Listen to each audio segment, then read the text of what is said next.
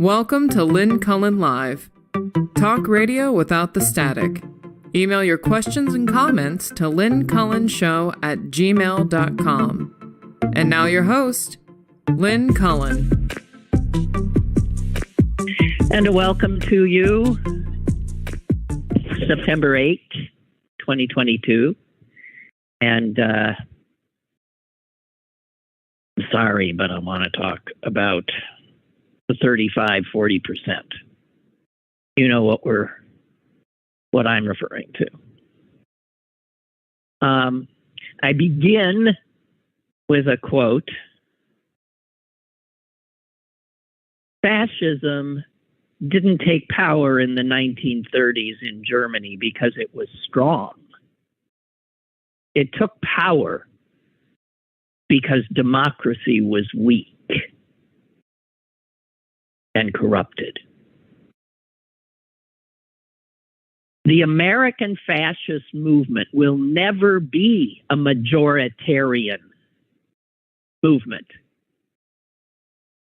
It doesn't have to be to take power. I think we need to get that through our heads. Too many people take some kind of solace in the fact that the fascists in this country don't have 50% of the population. We need to remember that history teaches us they don't have to. The Republicans have been doing really, really well at maintaining power, despite the fact that they are and have been for some time a minority party.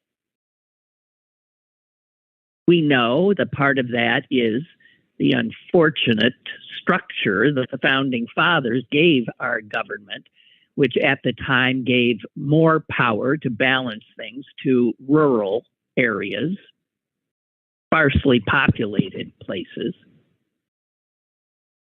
But that now has turned into something that is grotesque in its unfairness in terms of representation in Washington for many people. The people of populous states like California, with just 2 senators to represent them. The same as the 2 senators that Rhode Island has. I mean, if you look at a Rhode Island senator and how many people he or she is representing, and then you look at a California senator, it's absurd. Now, I know that's not what the Senate was to be, but that is why the Senate is the disaster it is. Because even though the people of this country prefer Democrats in office, the structure of our Constitution and the Electoral College keeps putting Republicans in. And even so, they know their time is almost up. And thus they get into retaining power any way they can. And this is what we cannot discount. Excuse me while I close my door from the usual construction crazed noise in my house. Okay. I want to point out that as we are just literally a few months now away from this most consequential election, the odds that this I'll use the president's word, semi-fascist party is going to take control of the House of Representatives are still, unfortunately, not on our side or on democracy's side. And so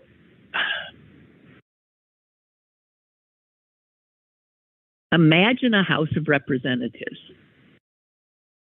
Republican majority, with a lot more Boeberts, Marjorie Taylor Greenes, Matt Gaetzes, Jim Jordans, because that is what it will be. A ton of Republican candidates for Congress are of that ilk. Also, Republican candidates for Senate. So the very openly anti-democratic,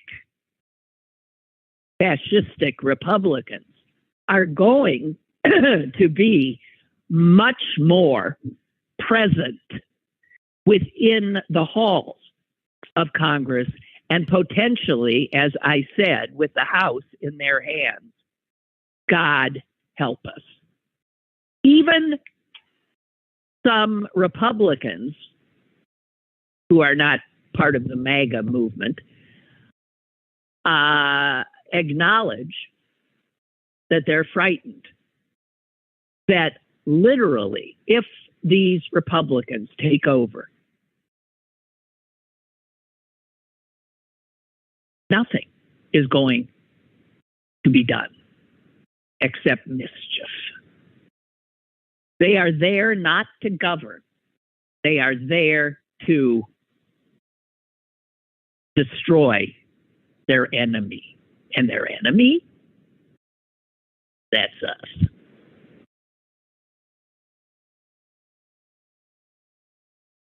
So, I don't know, imagine what, 25, 30, 35 Boeberts, Marjorie Taylor Greenes, Matt Gaetzes, maybe more, 40, 45. I'll tell you what, if you're the guy who's been bending over backwards, selling his soul and mortgaging it and reselling it and mortgaging again, Kevin McCarthy, to be the Speaker of the House of these fascists, he's not going to be able to control them. No one can control them. So things, and let's say they have a majority, the Republicans get a majority, but it's it's not a huge majority. So they'll need all of their people to hang together. And while Republicans are usually pretty good at that, it could be with this crowd and the radicals, the fascist radicals coming in, that there will be no way for Kevin McCarthy to have control of them. And what we will see, and here's the fear of even some sober Republicans, that our government will literally not be able to function. I mean, the kind of mundane tasks that a Congress has to accomplish, like funding the government. Funding the government. Or, let's see, keeping from defaulting on our debt. Something we have never done, but with enough of these crazies, we'll end up defaulting and sending the entire global financial system into chaos. Meanwhile, we already know what these guys are going to do. They're going to impeach. They're going to spend all their time impeaching. They've already said they're going to impeach the president. You figure out for what. They're going to impeach Merrick Garland. You figure out for what. They're going to impeach the head of the Department of Homeland Security. They're going to impeach everybody and everything in sight. it is going to be sideshow after sideshow. And given the media we have, the media will breathlessly report it.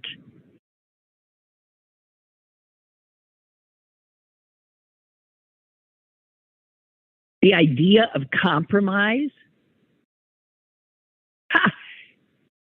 it's a dirty word to these guys. So don't look for it.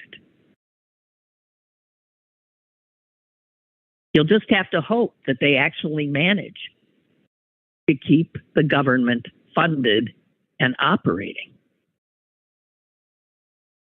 while they put on their destructive clown show.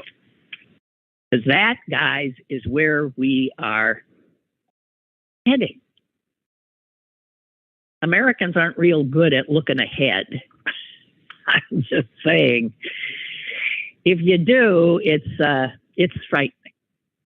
Okay, let's just be clear. It's frightening.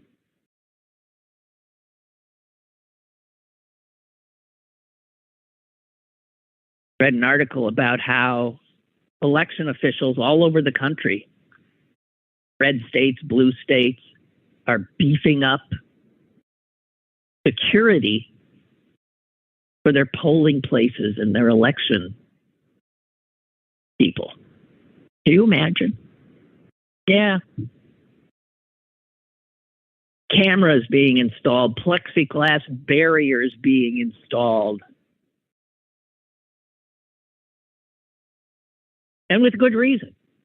Because in most of the places where this is happening, there have been threats, there have been incidents, and it's all because of the crazies, the American fascists, and their thugs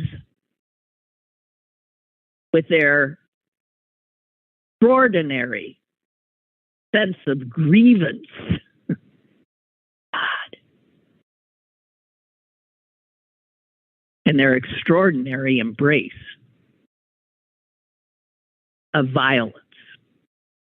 Violence in rhetoric and increasingly violence in deed.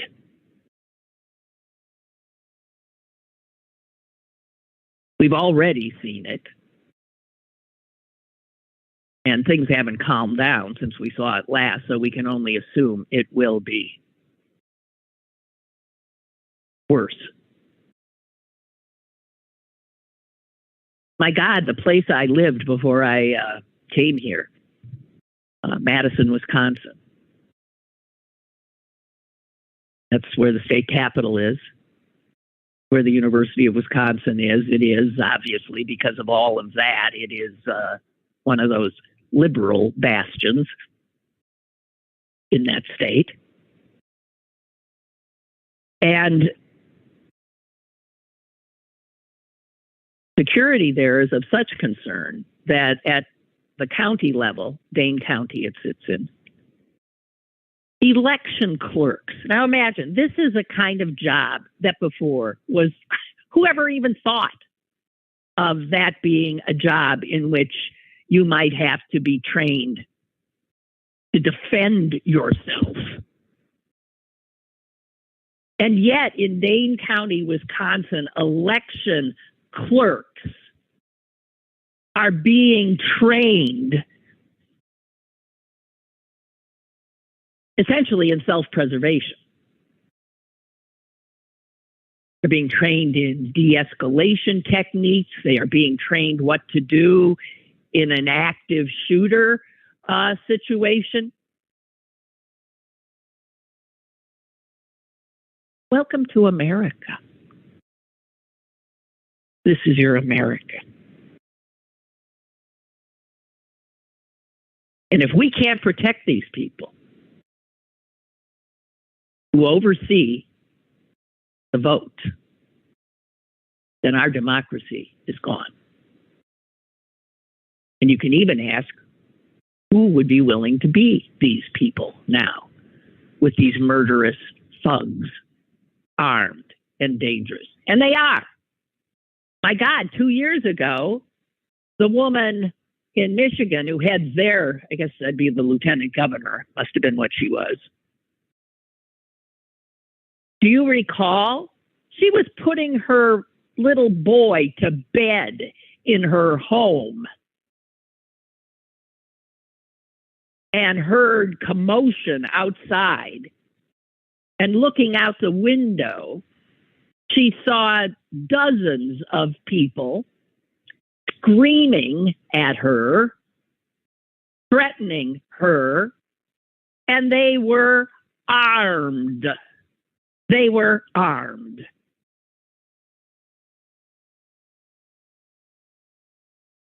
So there are obviously other incidents. I remember those. I think it was in Arizona. Remember election officials actually being escorted out of the building through a screaming, drooling mob of good old American patriots just trying to get to their cars so they could go to their homes and cower under their beds.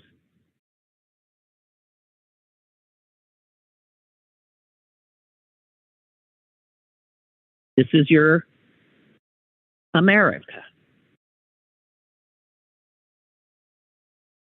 And as you know, Donald Trump, Mitch McConnell spent their time while Trump was in power infiltrating our federal judiciary with every manner of white nationalist, racist, fascist lunatics. Hence the ruling by this Texas judge. Actually, he wasn't appointed by Trump. Come to think of it. He's a gift from George W., I believe. The Texas judge who just yesterday decided that Obamacare is unconstitutional. Parts of it. Now, here again, stop and think of how many times the Affordable Care Act has been targeted by Republicans, conservative Republicans, and they get brushed back. They win a few little things here and there, but they keep getting brushed back. Even the Supreme Court last time around held it up, but they don't stop. It's just like Roe. It's just like Roe. These people don't stop. As I say, I tip my hat to their doggedness. We should be so. This federal judge ruled and said that that thing in the Affordable Care Act that said that employers had to cover preventive measures. Well, you know what one of those preventive measures is? It's a pill that people take to prevent HIV, I believe, right? Well, I mean, that is too much to bear for some Christians, I guess, because they feel that then their tax dollars are going to promote a gay lifestyle. You have to be able to engage in a lot of tortured reasoning to arrive at that conclusion.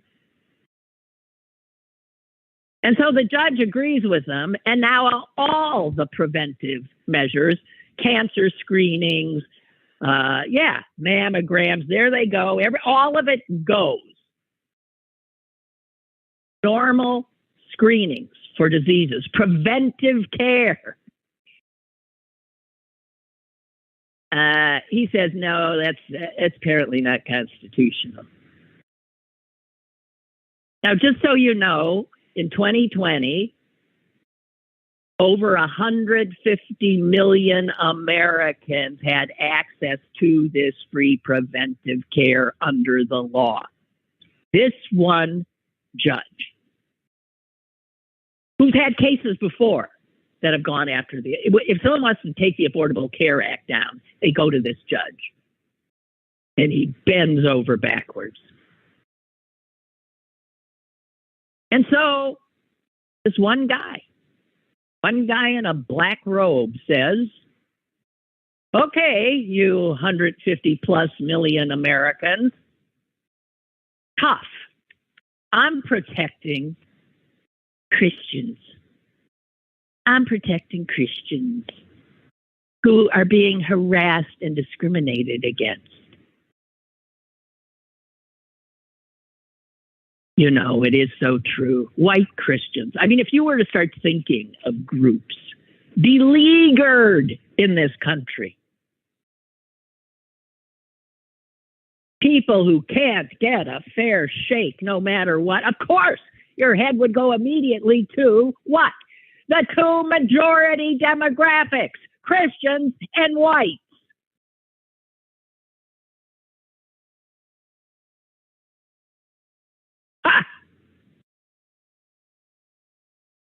Unbelievable. Closer to home was a quote by the man who wants to be the governor of this state that was in the Post-Gazette this morning. My goal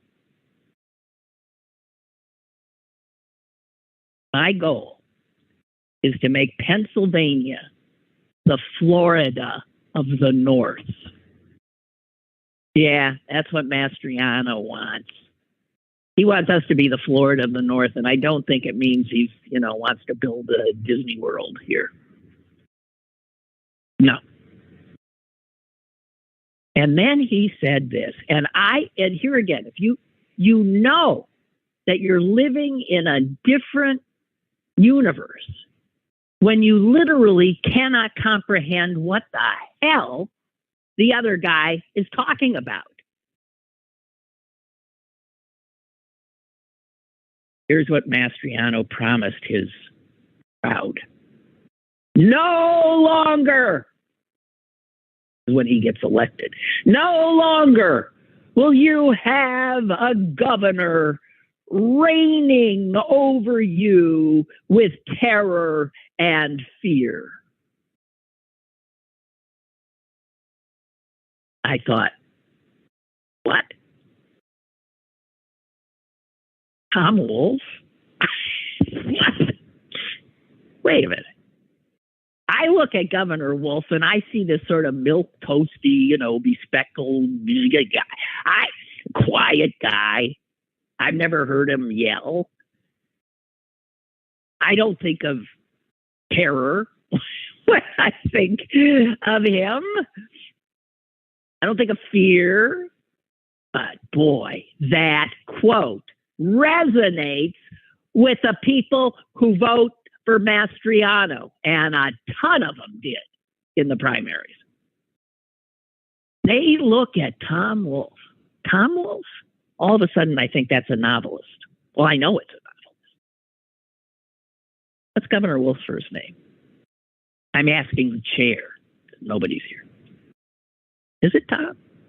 Anyway, if Governor Wolf is a reign of terror and fear, and again, with these people, the thing to do always is whatever they're accusing somebody else of, it's projection. So be sure that if Mastriano is elected, he will reign. It's how he perceives himself as a little Caesar. He will reign with terror, with fear, with intimidation. My God. Oh, and then listen to his wife. His wife spoke as well. And I'll just give you one line of what she said, because I'm still trying to get my head around it. We care, she said, about a woman's right to be born.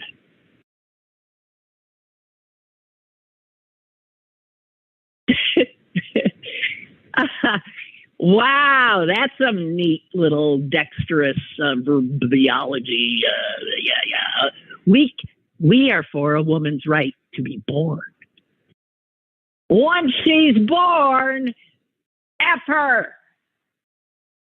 We take her rights. Once she's born, sure, get her here because we need another incubator, but We care about a woman's right to be born. Why didn't I ever notice that Tom Wolfe is got the same? Now I'm thinking there is a novelist, right? Yes, right. You know, this is the thing about my aging brain. I was never good at names, and boy, oh boy, is it getting worse. Scary. Okay, and just one other thing I just want to pass on to you as I continue to watch the people who would reign over us. Amy Coney Barrett, the handmaid who grew up in a cult, who accepts her husband's dominance over her. Amy Coney Barrett, who sits on the Supreme Court of the United States in place of an extraordinary woman, Ruth Bader Ginsburg. She has been paid 5 times for speaking engagements in front of anti-gay, anti-LGBT groups. And yet, every time there is an LGBTQ case that comes before the court, she does not recuse herself.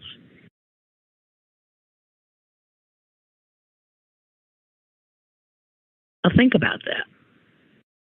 She takes money from anti-gay groups and then sits in judgment of gay rights.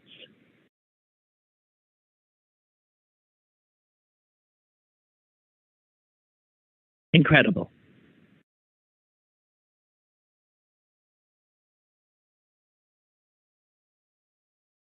And speaking of incredible, I came across something that I still can't. Again, it shows a total inability to govern wisely. It shows a cruelty, a stupidity. Well, here, I'll just cut to the chase. I take you to Lakewood, New Jersey, which, as far as my sense of Lakewood, New Jersey, somebody help me here, it's a bedroom community of New York City, isn't it? It's a place where a lot of people that are comfortable live, right? Lakewood, New Jersey.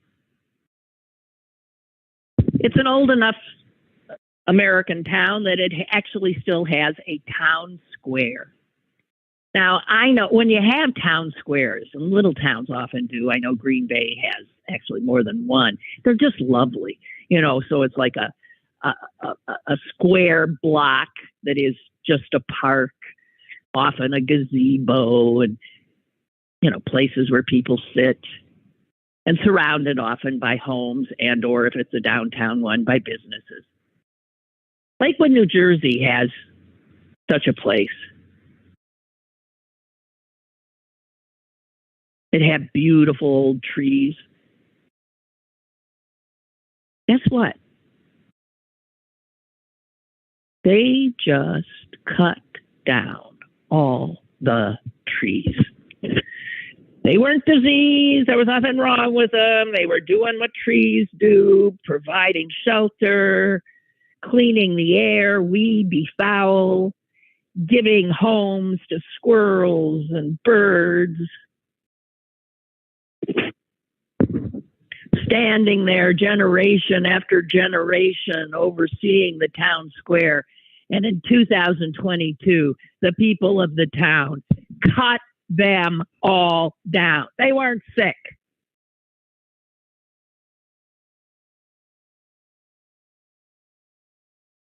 The mayor a guy named Ray Cole said, look,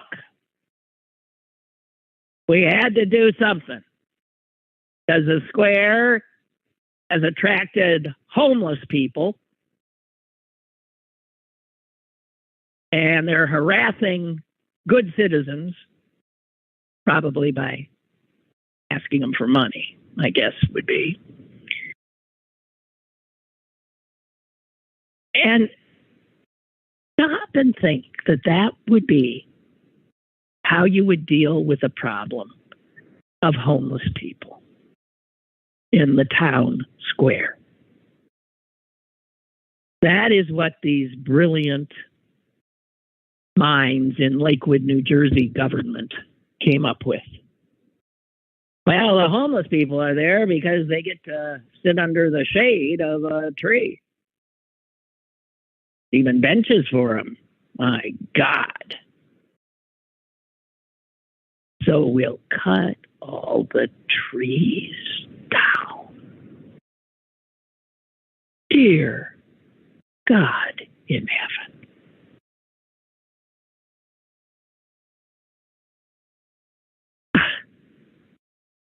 Hey.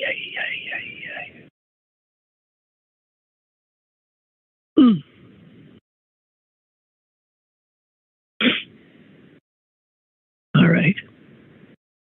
I will move on.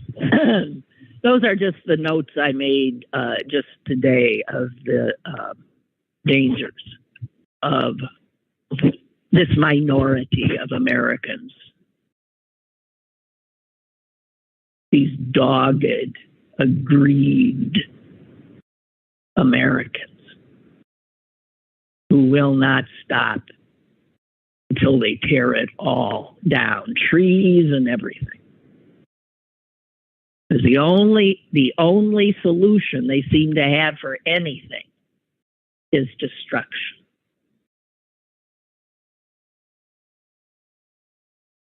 I hate to share this with you, and it's a change of subject.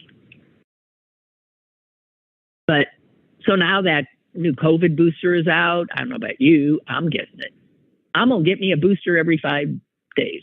Yeah, I am. I'm going to get it. Because I'm more out and about now. I've got tickets to concerts, lectures. I'm getting out and about. And so I'd better be as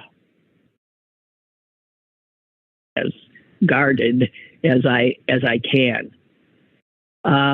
Because I'm fully aware that it is a risk that virus is still out there. But here's the thing, and I read this in The Atlantic, which I do recommend to you as a source of news, that there's some concern by those who, follow such things. I think they're called epidemiologists, that while we have been spared during this COVID pandemic, a bad flu season, and we have. Remember that first year, there was like none. You know anyone who had the flu? I don't know. Last year was a little more, but still, nah. There was all that fear about a twin-demic. Is that what they called it? I don't know. But that we would be dealing with COVID and a surge and dealing with the damn flu as it comes, because we're entering flu season now. And it never happened. And there was things, I just assumed it was because so many people were masked. And the masks were, they didn't care who they were keeping out, but they were keeping out viruses, COVID, flu, whatever. But apparently, the flu generally shows its hand first in the southern hemisphere during their winter, which is coming to an end. And they have had much worse, generally. Not every country, but Australia certainly has a much worse flu season this year. So I just want you to know that there's also concern because people are sick and tired of, getting shots left, right, and center. And a lot of people are really going to forego and always have flu shots, and they'll do it again this time. In a good year, maybe half of Americans do get immunized.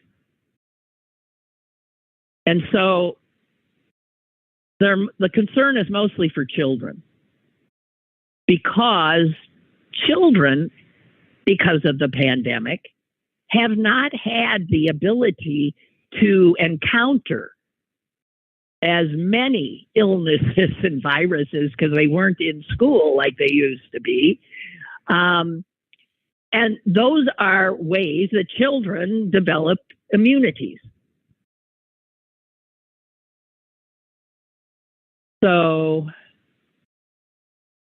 I just want to give you a heads up that, again, if you're proactive, you might want to make sure that you protect yourself this year from the flu as much as possible.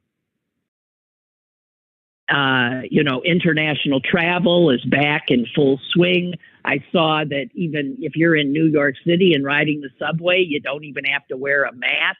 You could say this is all insane, but this is what is. And so if the flu on its seasonal travel north comes to New York, comes to Pittsburgh, it's going to maybe have a lot more success than it had in the last 2 years.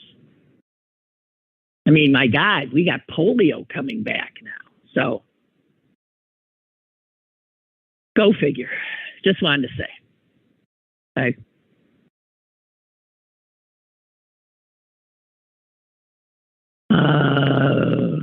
What do I got here? Hang on. Excuse me, just trying to see. Roger writes, I believe that I'm strengthening our democracy by going into my right-wing, not fully vaccinated office, even though I have a cough and sore throat. I'll let you know how it goes. Oh, geez. Oh, yeah. Well, businesses now mandate that, if you have COVID,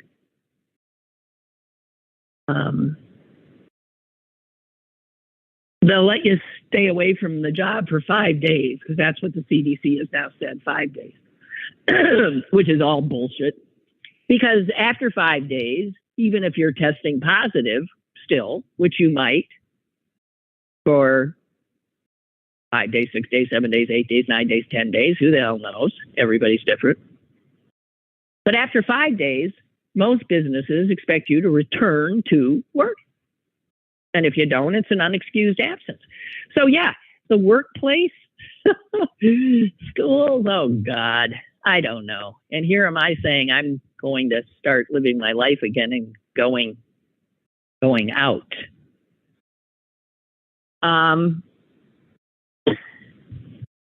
Let's see what else I got for you. Hey, this was just sort of, I always said that when I moved here, long time ago now, 40 years, more, my God, it's more than 40 years, that I was immediately more tired than I had ever been. And it wasn't because I was working harder, but it was because I was getting less sleep. And the reason I was getting less sleep was because I was now living in the Eastern time zone. I was used to living a very, American regular life where after watching the late news, I'd go to bed. The late news was at 10. Well, here, the late news is at 11. And so my whole body clock, and also, let's say your football game is on. Everything is an hour later. People who live west of us get to enjoy, like, let's say you're a football fan, night games without having to be like strung out the next day because you had to stay up past midnight. So I think people living in the Eastern time zone are the most sleep deprived because our culture doesn't give us a break. The culture, which is coming a lot from that zone, from that Eastern elite zone, setting rules and stuff, but they got to keep the rest of the country have to consider it. Well, if we do this at this time, what time is it going to be in Butte, Montana? And so I saw this as just a little item, and I wanted to let you know that this is weird. It's going to take a turn you're not expecting. That the broadcast networks, who in large part sort of set these times for us all to live by. I don't know about you. When I was growing up, we'd watch Walter Cronkite and the CBS Evening News, and then we'd have dinner, and I don't think that was unusual, that kind of thing. You watch your local news, you watch Walter Cronkite, that was in the Central Time Zone. I don't know how it played out here, but that kind of, the television schedule had a ton to do with ordering our lives. Now, that's not as true anymore because we got, as you know, so many possibilities that those three big networks, hell with them. They don't have anywhere near the power they once had. And in fact, what's worrying them a lot is they don't have anywhere near the viewers they once had. And so one of them, as far as we know, just one of them is in discussions with its affiliates about ending the network's prime time lineup at 10.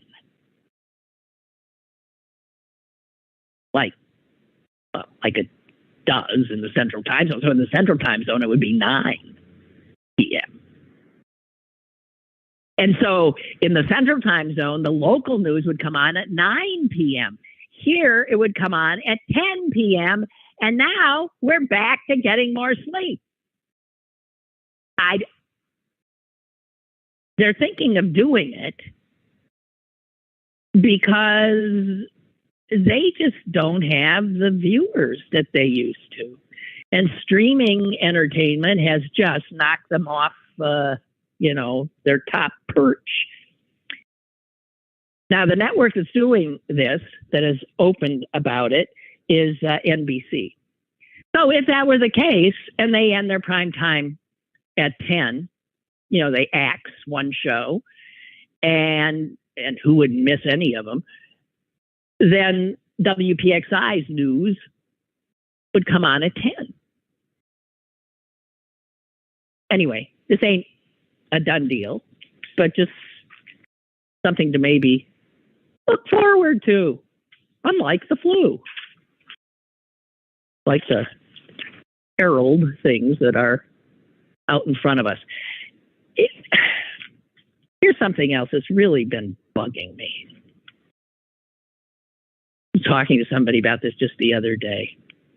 This has been a subject of real annoyance to me ever since I came here and sort of started to get the lay of the land and how it all worked. And this has to do, I squawked about it before, about how so much of the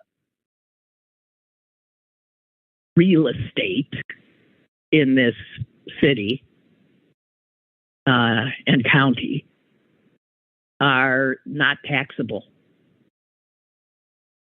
because they're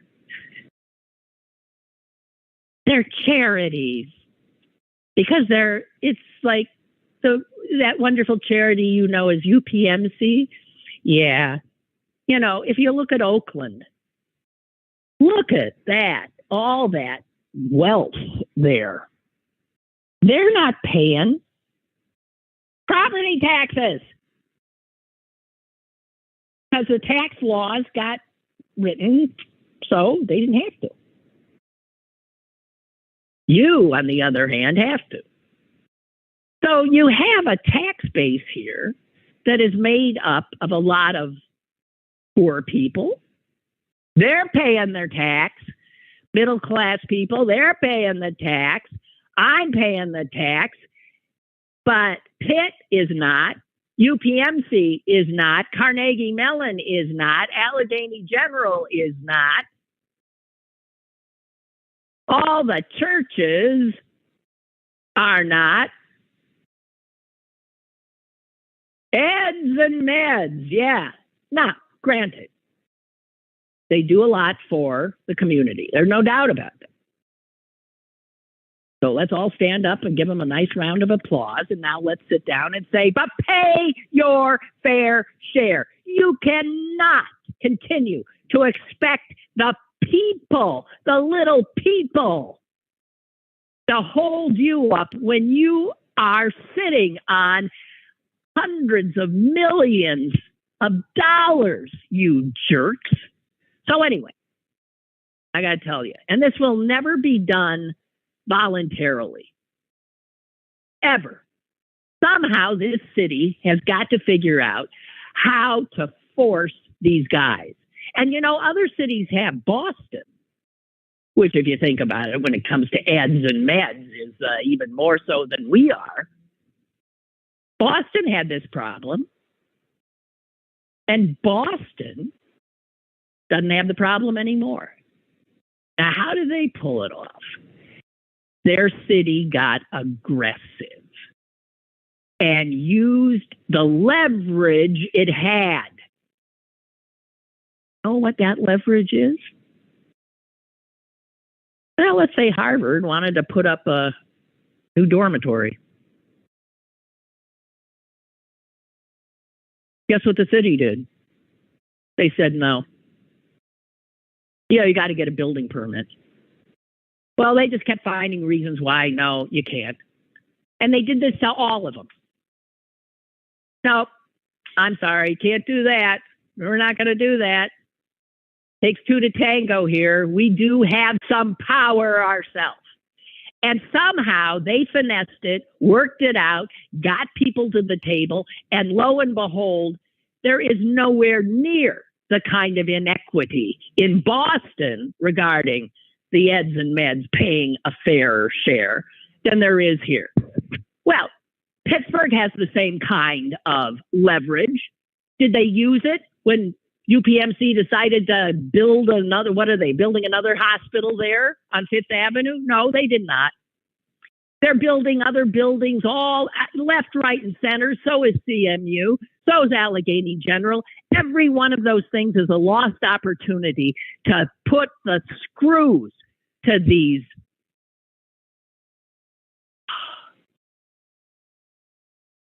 what's the word? When you just filch off other people. You just let others who are even less able to pay than you let them pay for you. It's indefensible.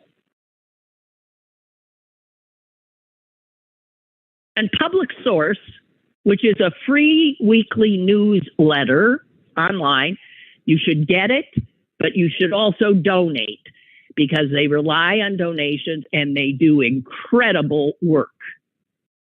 This is the new face of, of real journalism now. Public Source, if you're not aware of it, give them $1 a month. They appreciate it. It's more than you're giving them now, and you'll be better informed.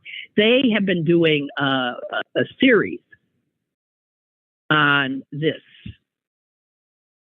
issue. They're calling it the exempt dilemma,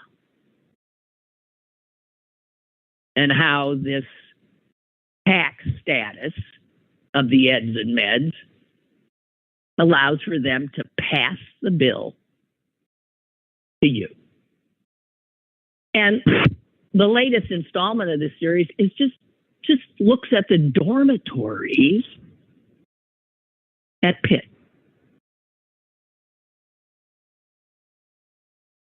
It's unbelievable how often 911 calls come out of there. How often calls for emergency medical care come out. And every time one of those calls comes, the people who answer the phone, the people who leap into ambulances and police cars, and those people are city employees being paid by your tax dollars. They're riding in vehicles that tax dollars paid for. And in many cases, the ambulances and all the other things really are old. We need better, but we don't have the money.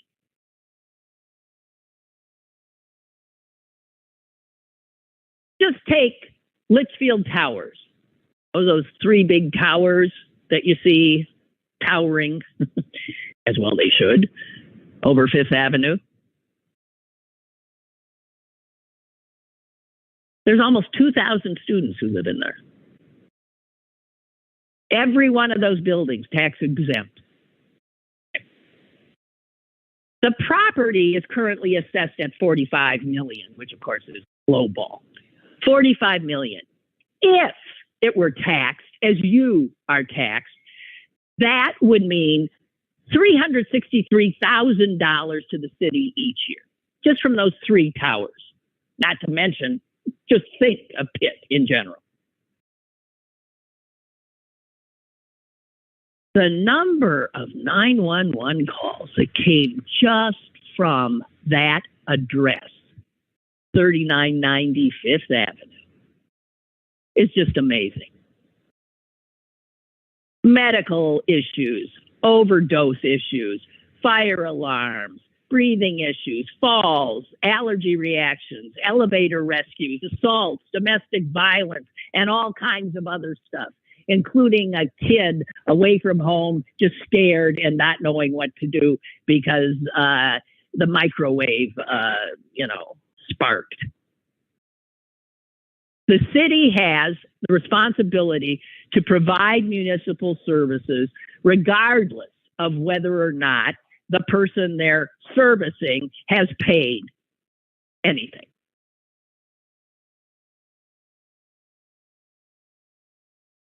But the cost of all of this is falling way, way too much on the little people. City Controller Michael Lamb has really been huge on this issue. And he says, in part, while the eds and meds undoubtedly provide a benefit to the region, they rely heavily on our resources, on public safety, on infrastructure, sanitation, among other, getting into all the other essential services.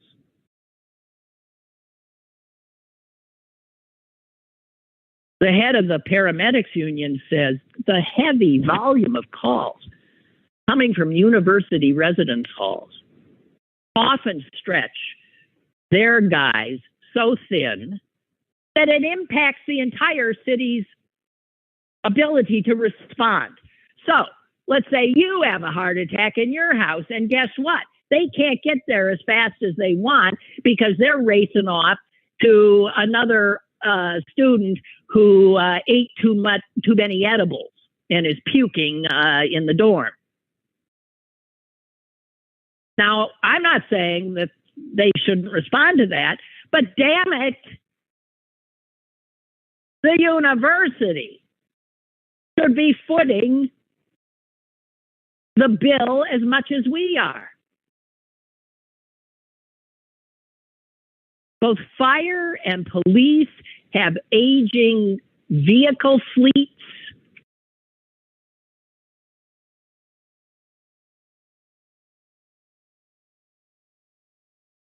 They were going to order 3 new ambulances last year and the year before. They had to hold off because they didn't have the money.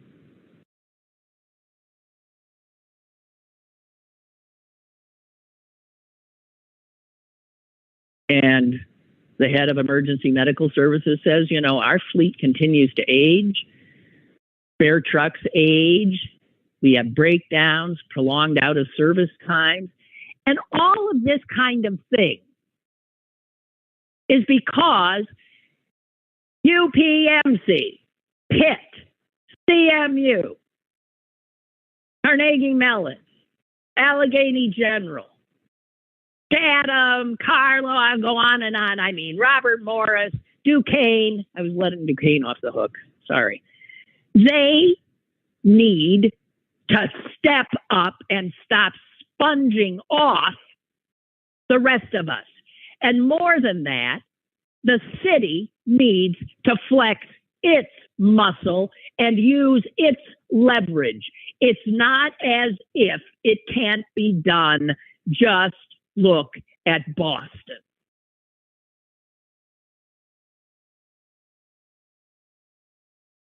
All I wanted to say. Okie doke. I didn't get to the other thing looking ahead, which had to do with climate stuff, but let's let that go. That is scarier than almost any of this other stuff. Scarier almost than a House representatives full of Matt Gaetz, Jim Jordans, Boeberts, and God, Taylor Greens. Man alive. Yeah. Okay. Enjoy this day. Man, it just looks like another good day, doesn't it? I'm loving it. And I'll see you, metaphorically, Monday. Bye.